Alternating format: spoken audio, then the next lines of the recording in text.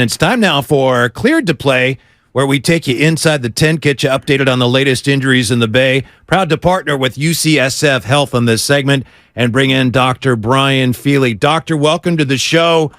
This is probably in violation of many of the rules of the show, but if I had a friend named Devin Schleesen and he thought he had a really bad oblique strain, how would he know it's that and not a broken rib?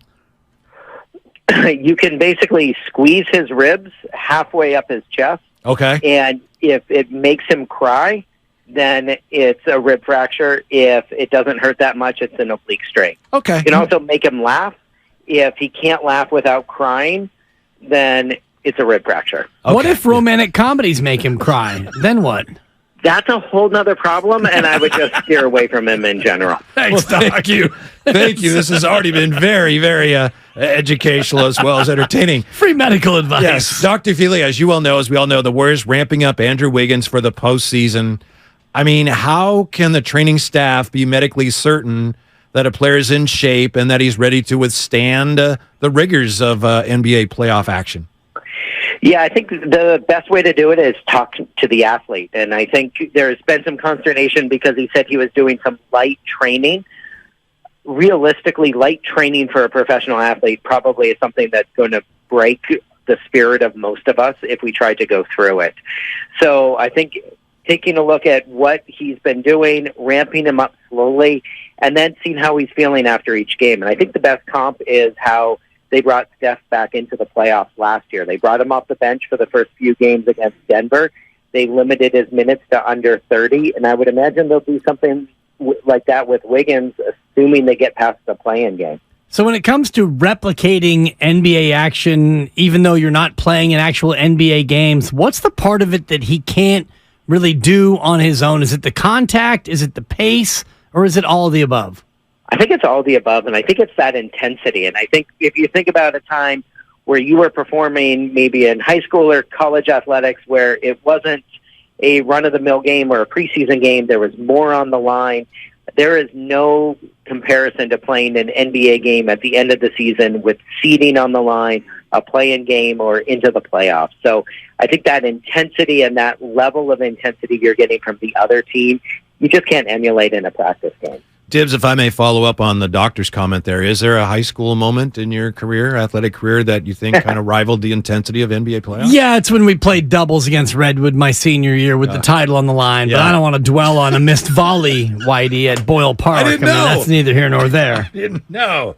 I just have that knack today for saying the wrong thing. That's 6 cents. Yeah. Dr. Feeley, once the postseason starts in the NBA, there's a lot more time between games, and we know the Warriors have a lot of veterans. How much of a difference does that make in terms of recovery, especially for the older players, when you have more time between the games?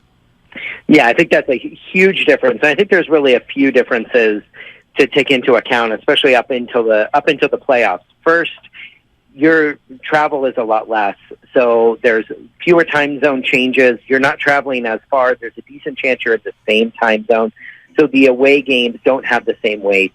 There's no back-to-backs. There's more 2 days off. So I think it makes a huge difference for an older team to be able to perform better in the postseason than they did in the regular season. I think we saw that last year for the Warriors in the playoffs.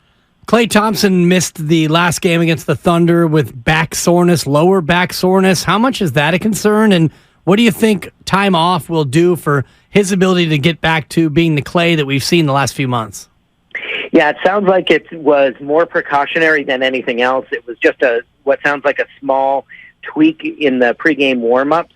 My assumption would be that this is going to be something that doesn't slow him down at all. As anybody who enters the 33 and above like Klay has, there's always a little tiny bit of concern that this can morph into something more, but it doesn't sound like it, and I think the confidence is high. He'll be totally fine. As best as you can tell, Dr. Feeley, if the average person woke up one morning and felt physically like an NBA player typically feels this time of year, how much work would he or she miss? You know, I think you could say, could they make it to the kitchen on their own legs, or would they have to crawl there? I think that's probably the best comp. Yeah. I mean, it's tough. I'm joking, but it's I'm serious at the same time. Yeah, I mean, we all are so quick to dismiss. Oh, how could you miss a game with that when none of us would be at work for weeks? Gary Payton II and his return to play. What have you seen in terms of his oblique and his ability to ramp up his minutes over this brief period of time? I mean, I'm biased. I was at the Timberwolves game, and I saw the best block of my life watching him play. I think he looks great. I think this is a testament to the Warriors medical training staff. They held him out the right amount of time. They kept it safe, and he's looked fantastic coming back. Dr. Feeley, thank you so much, sir. We appreciate it. Enjoy the rest of the regular season. We'll talk to you soon. All right. Take care, guys. The proceeding was sponsored by UCSF Health.